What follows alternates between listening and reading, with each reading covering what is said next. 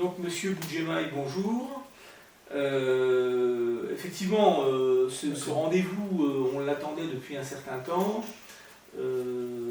puisqu'il y a quelques mois de ça, je vous avais contacté pour vous demander si vous aviez quelques disponibilités pour nous accueillir aujourd'hui chez vous, et on vous en remercie, afin de nous parler d'un sujet qui préoccupe en fait les Français, je pense, et au-delà même des Français, peut-être la société dans son ensemble.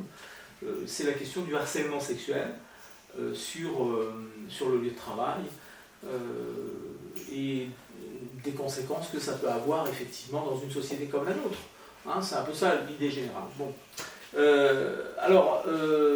C'est vrai qu'outre-Atlantique, on a entendu parler d'un certain nombre d'affaires concernant le domaine du cinéma, pour ne pas le citer, mais au-delà du domaine du cinéma, vous le savez très bien, il y a les questions relatives au sport, les questions relatives au monde du travail en général, et puis finalement, au bout du compte, les questions qui concernent toutes ces personnes qui sont soumises à l'autorité de quelqu'un, et on a l'impression que cette façon d'être soumis comme ça à quelqu'un, à cette autorité, c'est un critère un peu de vulnérabilité. Donc ce qui nous intéresse, c'est qu'est-ce que dit la loi finalement sur cette question de harcèlement sexuel. Est-ce qu'il y a des dispositions spécifiques? Est-ce que cette loi existe depuis longtemps? Est-ce qu'elle évolue? Est-ce qu'elle tient compte des évolutions sociétales en fait en la matière? Ou est-ce qu'il y a quelque chose qui n'est pas suffisamment défini dans les textes? Donc c'est ça que je voudrais que vous nous expliquiez. D'accord, très bien. Ok. Bon, écoutez, merci à vous de venir me rencontrer aujourd'hui pour me donner la possibilité de parler sur ce sujet référé au harcèlement sexuel. Alors, c'est vrai, vous l'avez dit, hein, je crois, dans votre propos introductif, c'est une question qu'on peut considérer comme une question sociétale. Hein. Je crois que le dire comme ça aujourd'hui, ça ne choquerait plus du tout personne. Vous y avez fait référence à plusieurs reprises, vous avez abordé cette affaire Weinstein qui a conduit finalement à condamner une personne à 23 ans de prison pour harcèlement sexuel mais aussi pour viol sur deux personnes qui ont réussi à aller jusqu'au bout de la procédure, parce qu'au départ il y a quand même une douzaine de victimes, et finalement on se rend compte qu'il n'y a que deux personnes qui ont eu la possibilité d'aller jusqu'au bout de cette procédure. Alors nous, ici, c'est pas tellement le propos. Le propos, il n'est pas de parler de l'affaire Weinstein, vous l'avez bien compris, c'est de parler du harcèlement sexuel sur le lieu de travail.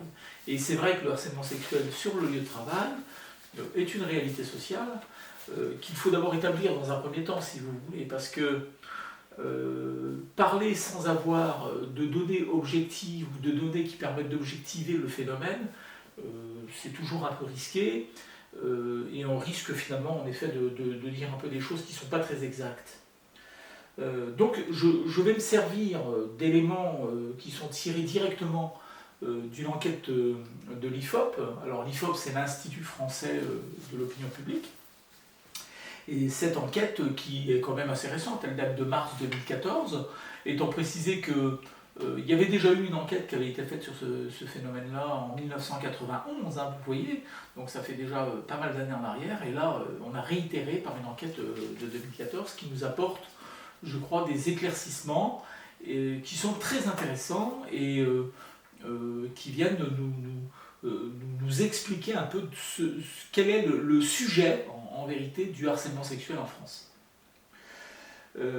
Tout d'abord, je fais une remarque préalable en disant que le harcèlement sexuel étudié outre-Atlantique ou le harcèlement sexuel étudié dans la plupart des pays européens, l'approche que l'on a du harcèlement sexuel, c'est une approche relative à la discrimination. C'est-à-dire qu'on considère que c'est un problème ou une problématique de discrimination à l'égard des femmes en particulier. En France, ce n'est pas du tout le cas. En France, on considère en effet que le harcèlement sexuel est une agression sexuelle. Et d'ailleurs, on aura l'occasion d'en reparler, dans le code pénal, le harcèlement sexuel, comme le harcèlement moral d'ailleurs, sont classés en fait parmi les agressions sexuelles. Donc ça, c'est une première chose. Alors si je reviens à votre propos initial, oui, en effet, il y a quand même 20% des femmes, c'est-à-dire une femme sur 5, qui, au cours de sa carrière professionnelle, dit avoir été victime de harcèlement sexuel. Vous voyez, déjà, ça donne une idée quand même importante du phénomène en lui-même. 20%, c'est beaucoup. Et quand vous interrogez, et c'est le cas de l'enquête à laquelle je fais référence, quand vous interrogez les Français qui ont été interrogés au cours de cette enquête, eh bien, 20% d'entre eux, là encore, disent avoir connu ou connaître une personne qui se dit avoir été victime de harcèlement sexuel. Vous voyez, donc c'est quand même un phénomène qui n'est pas un phénomène marginal. 20% c'est beaucoup, étant précisé que si on devait être plus précis, on pourrait dire 20% de quoi? 20% de la population qui travaille. Comme la population active en France, elle est de l'ordre de 45 millions, vous retirez 3 millions de chômeurs, ça veut dire que sur 42 millions de personnes qui sont confrontées au monde du travail, il y a 20% de ces personnes qui disent avoir été victimes de harcèlement sexuel. Donc voilà déjà pour une première approche chiffrée, ça permet de bien se rendre compte de l'importance du phénomène et ça permet de comprendre pourquoi, au bout du compte, la législation à un moment donné a pris acte de ce fait social, d'une certaine manière, pour le traduire en infraction pénale, et nous aurons effectivement l'occasion d'en reparler. Et là, je pense que les 45 millions, les 45 millions, je pense que c'était plutôt des adultes. D'accord, c'est ça, c'est bien ça. Mais là, ma question, c'est plus sur la définition du harcèlement sexuel. Qu'est-ce que dit la loi, en fait, par rapport à ça? Est-ce qu'il y a une définition? D'accord, sur la question de la définition. C'est ça. Oui, parce que je n'arrive pas à vraiment rendre. Voilà. Bon, alors, oui, bien sûr, c'est vrai que définir le harcèlement sexuel, c'est la première chose qu'il faut faire. De quoi parle-t-on quand on parle de harcèlement sexuel? Alors c'est la première chose qu'on peut dire, c'est que souvent c'est référé à des gestes, à des propos à connotation sexuelle, évidemment sans le consentement des victimes, parce que sinon on n'est pas dans cette problématique du tout, mais ça fait référence aussi à des choses qui sont considérées généralement comme plus graves, le chantage sexuel. Autrement dit, le fait d'exercer une pression sur la victime aux fins d'obtenir des faveurs de nature sexuelle, en menaçant la victime que sans cette contrepartie, elle aurait à y perdre quelque chose, par exemple le renouvellement de son contrat de travail. C'est un exemple. Donc quand on parle de harcèlement sexuel, voilà de ce dont on parle, et ce que l'on sait aujourd'hui, c'est que, en effet, nombre de personnes sont victimes de ce type de comportement sur le lieu de travail, et que c'est relativement grave quand même d'arriver à ce constat, qu'il y a quelque chose à faire socialement pour essayer de réduire ce phénomène. Donc je reviendrai sur la définition du harcèlement tout à l'heure pour justement vous expliquer un peu ce qu'est le harcèlement sexuel pour le droit, parce que la définition qu'on peut donner en sociologie du concept de harcèlement, ou éventuellement en psychologie de ce qu'est le harcèlement, ne correspond pas toujours à la définition juridique du harcèlement sexuel. Ce qui est très intéressant dans la définition juridique du harcèlement sexuel, c'est qu'au fond, quand on regarde bien les choses, cette définition elle a évolué dans le temps, et cette évolution traduit la représentation sociale du harcèlement sexuel. C'est-à-dire que la définition qui a été donnée en 1992 du harcèlement sexuel dans le Code pénal, la définition qui a été donnée en 2002 du harcèlement sexuel dans le Code pénal, la définition qui a été donnée en 2012, toujours dans le même Code pénal du harcèlement sexuel, eh bien, je trouve que quand on observe un peu les choses, on se rend compte que ça traduit exactement l'évolution que l'on a eue socialement des représentations du harcèlement sexuel. Donc oui, on va effectivement s'intéresser à la question de cette définition, parce que je crois franchement que si on ne s'arrête pas sur les mots, on ne peut pas comprendre les choses. Donc pour essayer de comprendre les choses, il faut absolument s'arrêter sur les mots, parce qu'on est dans une matière quand même, il faut le dire, hein, le harcèlement sexuel c'est une infraction, c'est un délit à la loi pénale. Et on est dans une matière qui est la matière pénale, et dans la matière pénale, dans cette matière en particulier, les mots jouent de façon extrêmement importante. Voilà. Alors pour vous donner un aperçu de l'idée que j'essaye de faire passer ici, je vais prendre mon code pénal et puis on va directement aller dans le corps du texte et vous allez comprendre de quoi il s'agit. Je pense que c'est pas très compliqué, mais il faut quand même en faire un peu la démonstration. Je vais en fait ici relire ou lire voilà, la définition qui était donnée du harcèlement sexuel, de cette infraction, en 1992. Et donc, rappelez-vous de ce que j'ai dit tout à l'heure, il s'agit pour nous de vérifier en fait, que les mots utilisés par le législateur au fur et à mesure des années qui passent sont des mots qui viennent traduire la représentation que l'on a du fait que l'on veut incriminer. Hein. Donc voilà ce que je veux démontrer ici. Alors, si je reviens plutôt à la définition initiale de 1992, voilà comment le législateur de l'époque définissait en effet le harcèlement sexuel, le fait de harceler autrui en usant d'ordre, de menaces ou de contraintes dans le but d'obtenir des faveurs de nature sexuelle par une personne abusant de l'autorité que lui confèrent ses fonctions. Donc si vous êtes dans cette hypothèse-là, vous risquez 1 an d'emprisonnement et 15 000 € d'amende. Alors pour vous donner une idée plus précise, parce que ça c'est la définition du texte, il faut aller voir comment les juges de l'époque, avec ce texte en particulier, eh bien, appréciaient les affaires de harcèlement sexuel, et vous allez voir que, au bout du compte, il y a énormément de situations qui aujourd'hui seraient considérées comme des situations de harcèlement sexuel, mais qui, du fait de la définition imprécise, si vous préférez, de 1992, ne permettaient pas de poursuivre les auteurs pour des faits de harcèlement sexuel. Voilà, prenons cet exemple. C'est l'exemple que j'ai trouvé dans une affaire jugée par la Cour d'appel, enfin, donc en appel par la Cour d'appel de Versailles le 29 novembre 1996. Hein, donc la législation est de 92, elle sera modifiée en 2002, donc de 1992 à 2002. Effectivement, on va utiliser l'article que je viens de vous lire. Lisons un peu des extraits du jugement pour bien comprendre de quoi il s'agit.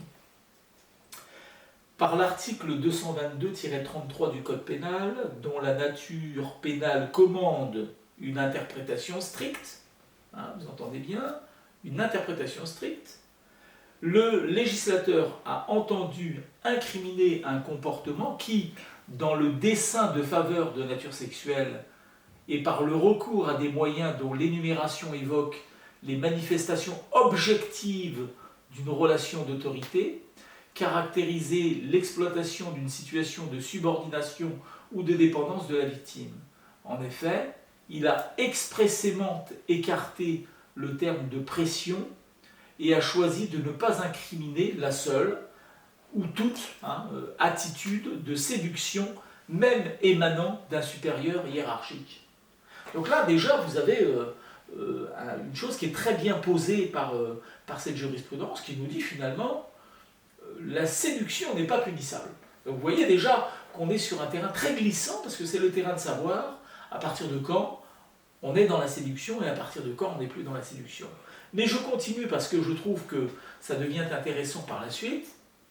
Dès lors qu'un employeur a adopté, à l'égard de sa secrétaire, une attitude générale de séduction exempte de délicatesse et de tact et non dénuée d'arrière-pensée, assortie de manières et de propos douteux, suggestifs, grivois ou grossiers, mais qu'aucun élément objectif ne vient cependant caractériser les contraintes résultant d'un abus d'autorité en vue de faveur de nature sexuelle, ce comportement reproché au prévenu, qui a pu apparaître insupportable à la partie civile et faire naître en elle un sentiment de contrainte, mais dont il n'est pas prouvé qu'elle ait mis en œuvre objectivement le rapport d'autorité existant entre l'un et l'autre, n'entre pas dans les prévisions du texte réprimant le harcèlement sexuel. Vous voyez, c'est extrêmement clair. C'est-à-dire que finalement, cette attitude aujourd'hui, en 2020, devant un tribunal, elle est totalement punissable. Parce que les mots qu'utilise le législateur de 2020, si vous voulez, ne sont pas les mêmes mots qu'utilisait celui de 1992.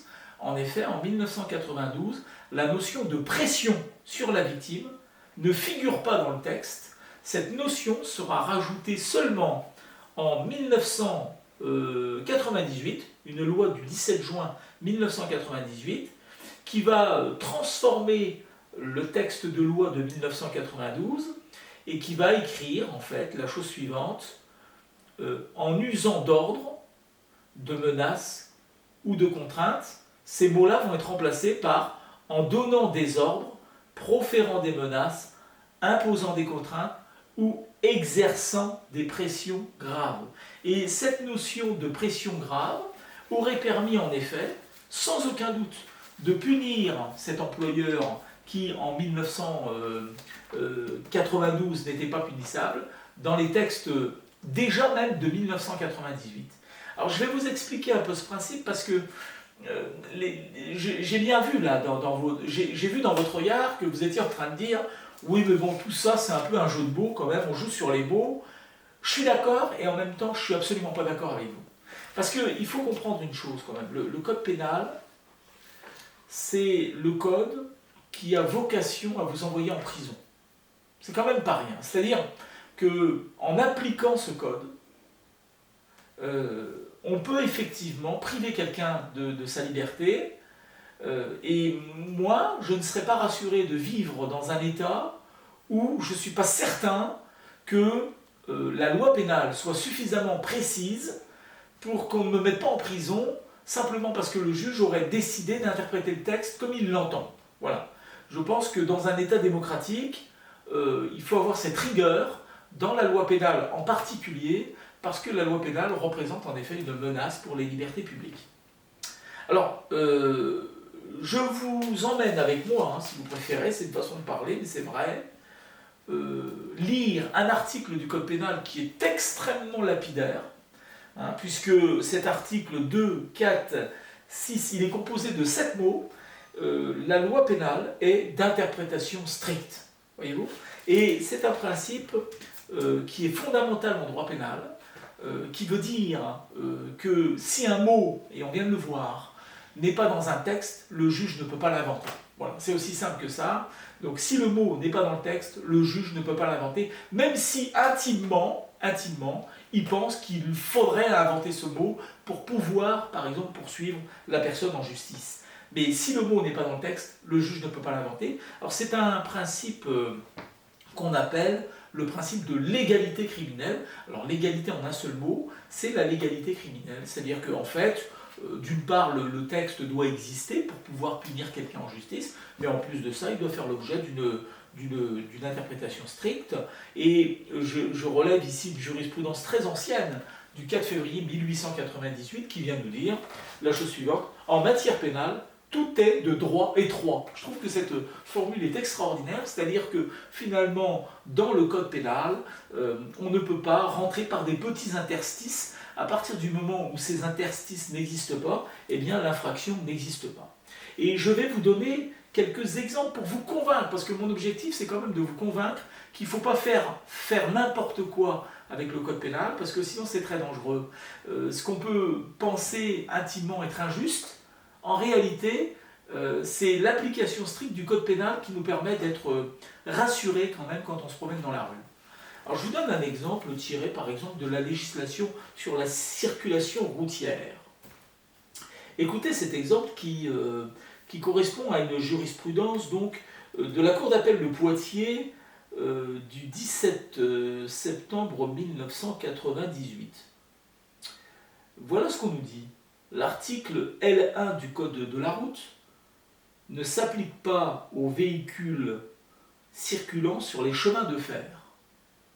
Déjà, les trains ne sont pas concernés par le Code de la route, manifestement. Bon. Le mécanicien conducteur d'un train de voyageurs qui, en état d'ivresse manifeste, a conduit sa locomotive verra donc sa relaxe confirmée, Les véhicules visés par ce texte doivent en effet s'apprécier dans le cadre du code dans lequel cet article prend place. Le code de la route est issu de la loi relative à la police de la circulation routière, cette précision excluant la circulation ferroviaire, la circulation fluviale ou la circulation aérienne. Donc les choses sont extrêmement claires. On poursuit le conducteur d'une locomotive sur le fondement du code de la route, parce que manifestement il a conduit sa locomotive en état d'ébriété. Le juge répond, vous êtes gentil, mais le code de la route ne s'appliquant pas au chemin de fer, par conséquent, on ne peut prononcer que la relaxe du dit conducteur. Je vais vous donner un deuxième exemple que je trouve extrêmement amusant parce qu'il correspond d'une certaine manière à notre époque, puisque aujourd'hui, nous avons la question notamment des trottinettes électriques qui circulent un peu partout, et ça me rappelle un peu cette question-là. Alors c'est une jurisprudence du tribunal de police de Paris du 8 juin 2000, toujours pour vous montrer que la loi pénale est d'interprétation stricte et qu'on ne peut pas faire dire à un texte pénal n'importe quoi, et fort heureusement pour les raisons que j'ai évoquées tout à l'heure. Voilà ce que dit le texte de la jurisprudence. En vertu de l'article 113 de l'ordonnance de police du 25 juillet 1862, on est quand même au XIXe siècle, les jeux de palais, de tonneaux, de siam, de quilles, de volants, de toupies, sabots, bâtonnets, cerfs-volants et tout autre susceptible de gêner la circulation et d'occasionner des accidents sont interdits sur la voie publique. Ça, c'est le principe. Il se déduit de l'économie de ce texte que sont interdits les jeux nécessitant des accessoires encombrant la voie publique et pratiqués ordinairement en groupe. En l'espèce, le procès-verbal litigieux ne permet pas de vérifier si l'infraction prévue par l'article 113 précité est caractérisée. En effet, l'agent verbalisateur n'a pas expliqué en quoi l'utilisation de patins à roulettes était un jeu, alors qu'il se rencontre désormais chaque jour à Paris des adeptes de ces engins qui sont pour eux de véritables moyens de locomotion, au même titre que les vélocipèdes, la patinette ou les trottinettes qui empruntent la chaussée. Il n'est qu'à observer l'air sérieux et pressé de la plupart des patineurs pour constater qu'ils ne jouent pas, mais ont rencontré ce nouveau moyen de locomotion une manière d'éviter les embouteillages ou de sacrifier à leur idéologie écologique. C'est quand même assez étonnant de voir ici, dans cette jurisprudence, que effectivement les juges se réfèrent à cette législation de 1862 pour dire que les utilisateurs de patins à roulettes ne sont pas des gens qui sont en train de jouer comme le seraient les joueurs de l'un des jeux qui est visé par l'article que j'ai cité précédemment, mais des gens qui se déplacent pour des raisons souvent professionnelles et qui ont l'air sérieux quand ils se déplacent. Et de conclure d'ailleurs, il apparaît que l'agent verbalisateur a voulu, dans le silence de la loi, adapter un texte manifestement obsolète à une situation de près de 140 ans saccadette, sans pouvoir faire entrer celle-ci dans le corset étroit du texte avec lequel on a voulu l'habiller. Il y aura lieu en conséquence de relaxer le prévenu. Donc voilà. Donc quelques exemples ici, pour vous expliquer que donc, en matière de harcèlement sexuel, quand le législateur définit l'infraction, on ne joue pas sur les mots, il faut être précis. En 1992, le texte n'était pas suffisamment large. Il a fait l'objet donc d'une première modification en 1998 et il va faire l'objet d'une modification encore plus importante en 2002. Mais cette modification, vous allez voir que finalement, elle va être peu satisfaisante parce que en 2002, en fait, on va écrire la chose suivante. Au lieu et place de l'article écrit en 92 et modifié en 98, Voilà la phrase qu'on va écrire en 2002. Le fait de harceler autrui dans le but d'obtenir des faveurs de nature sexuelle est puni d'1 an d'emprisonnement et de 15 000 € d'amende. Pointe à la ligne. Voilà. Alors ça, c'est la modification que va apporter la loi du 4 mai 2012. Et nous allons voir que finalement, cette définition nouvelle, donnée 10 ans après, est extrêmement insatisfaisante, voire dangereuse, et que ça va expliquer les raisons pour lesquelles cet article, finalement, va être abrogé par le Conseil constitutionnel le 4 mai 2012. Ça, c'est intéressant. Abrogé, c'est-à-dire disparaître du code pénal, effacé du code pénal, pour cause d'imprécision.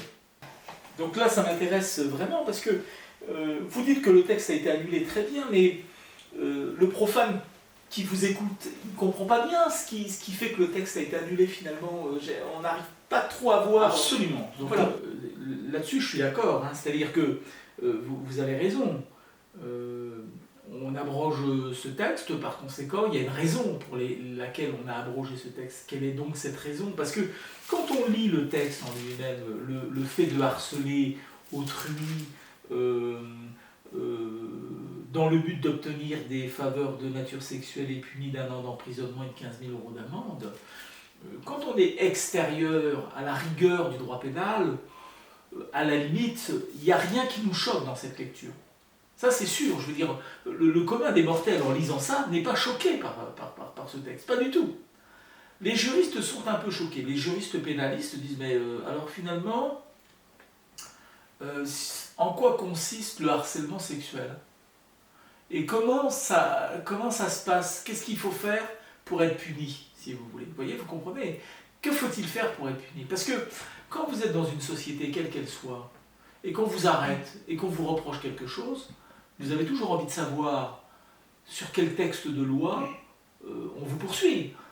Qu'est-ce qui, en effet, permet à l'État, finalement, de vous poursuivre. Et vous voulez savoir exactement ce qu'on vous reproche.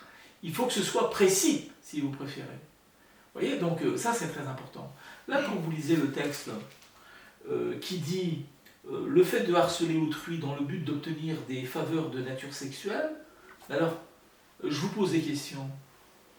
Comment harcèle-t-on quelqu'un? Par quel biais? C'est quoi le harcèlement dont on parle ici? Qui harcèle qui? On n'a aucune précision dans ce texte.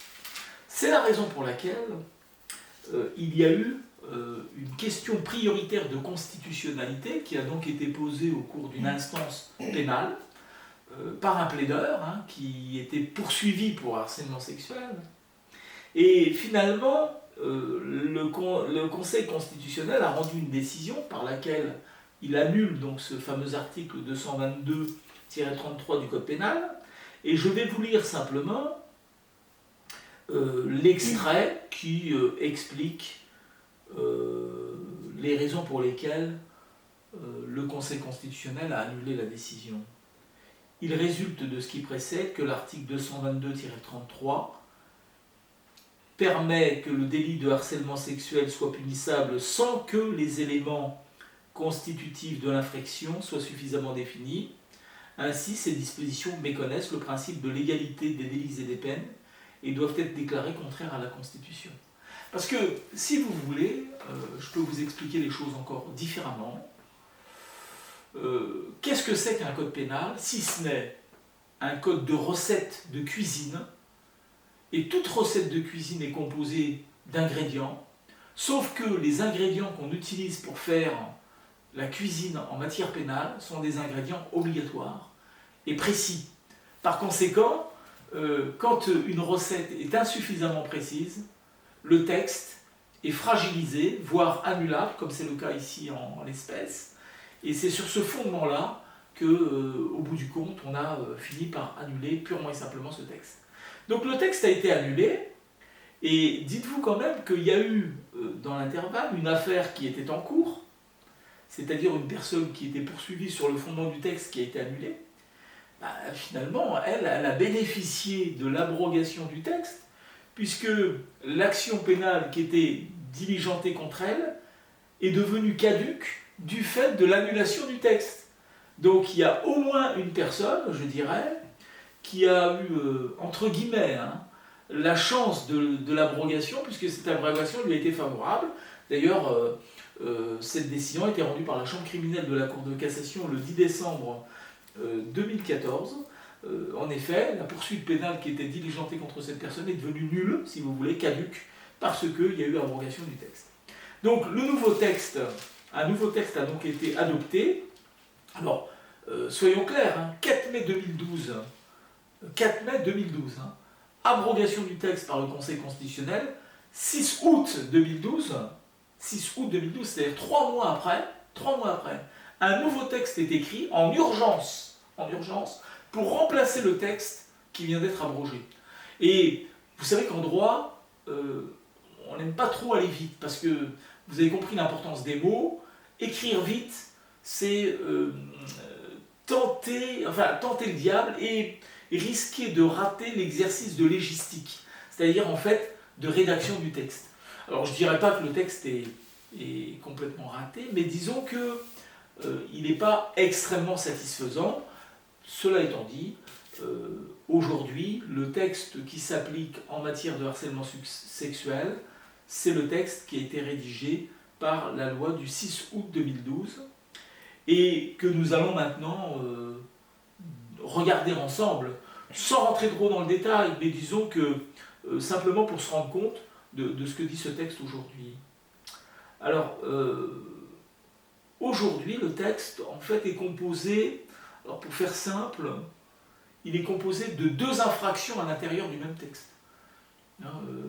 La première infraction, c'est, elle est définie comme ça, le harcèlement sexuel est le fait d'imposer à une personne de façon répétée des propos ou comportements à connotation sexuelle ou sexiste.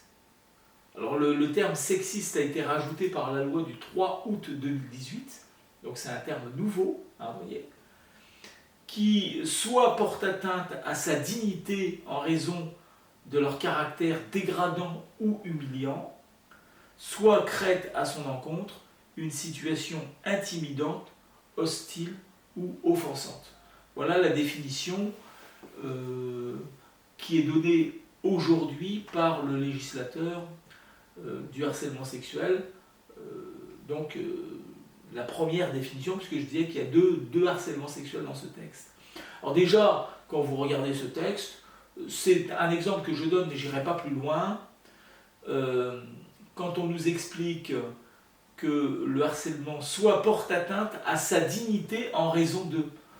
Alors moi je pensais que la dignité c'était la dignité, pas la dignité de la victime en particulier. Est-ce que dignité ici c'est une notion objective, on parle de la dignité objectivement, ou de la dignité de la personne? C'est une imprécision dans la rédaction qui peut être gênante. Donc c'est un exemple, pour dire simplement que quand on rédige un texte, il faut faire attention à l'utilisation des mots, parce que ces mots peuvent prêter à confusion. Est-ce que le juge pénal va être chargé de garantir la non-atteinte à la dignité de chacun de façon individuelle, ou est-ce que, en effet, le concept de dignité a été objectivé finalement et qu'on peut faire référence à une dignité plus globale? Bon, voilà. C'est une question que je pose et à laquelle il faudra bien un jour répondre quand même. Et puis, deuxièmement, donc la deuxième partie du harcèlement est assimilée au harcèlement sexuel, le fait, même non répété, d'user de toute forme de pression grave dans le but réel ou apparent d'obtenir des actes de nature sexuelle, que celui-ci soit recherché au profit de l'auteur des faits ou au profit d'un tiers. Donc ici, vous avez un deuxième type de harcèlement sexuel, du harcèlement sexuel assimilé ou par assimilation. Bon, ben voilà, user de pression grave dans le but d'obtenir soit des faveurs sexuelles pour soi, soit pour autrui. Vous voyez, bon, là. On n'a pas la notion de répétition, alors que dans le premier harcèlement sexuel qui est défini, il y a la notion de répétition. En général, le harcèlement est rarement constitué par un seul fait, il est toujours constitué par des faits répétitifs. Ensuite, je n'entre pas plus dans le détail parce que sinon ce serait trop long, mais sachez que nous avons aussi un système de peine qui est prévu à l'intérieur de ce texte. La peine initiale, c'est 2 ans d'emprisonnement et 30 000 € d'amende. Et puis cette peine, elle peut être aggravée en fonction d'un certain nombre de critères, notamment la qualité de la victime, la qualité de l'auteur. Alors la qualité de l'auteur, c'est évidemment si c'est un supérieur hiérarchique, si c'est un ascendant sur un descendant, si c'est commis sur un mineur de 15 ans, etc., etc. Donc là, on a des systèmes d'aggravation, et ça passe alors à 3 ans d'emprisonnement et à 45 000 € d'amende.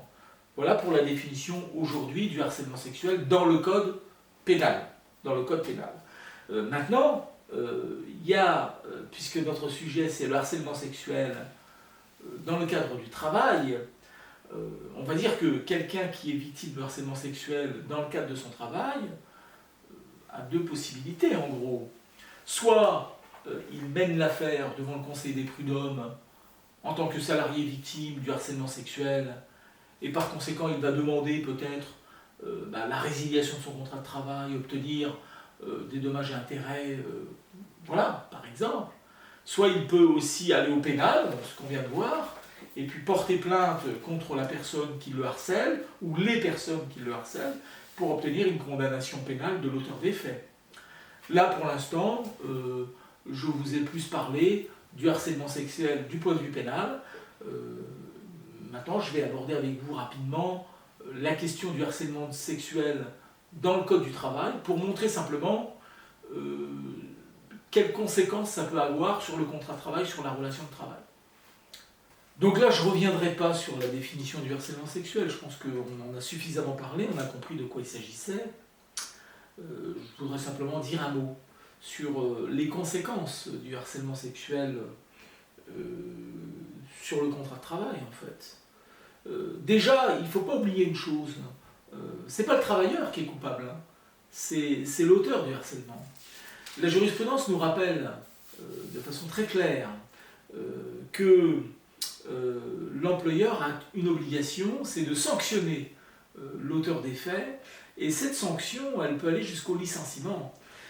Si je me réfère à cette jurisprudence de la Chambre sociale de la Cour de cassation du 5 mars 2002, j'ai l'impression que c'est quand même ce que ça veut dire, je vous lis un peu l'extrait.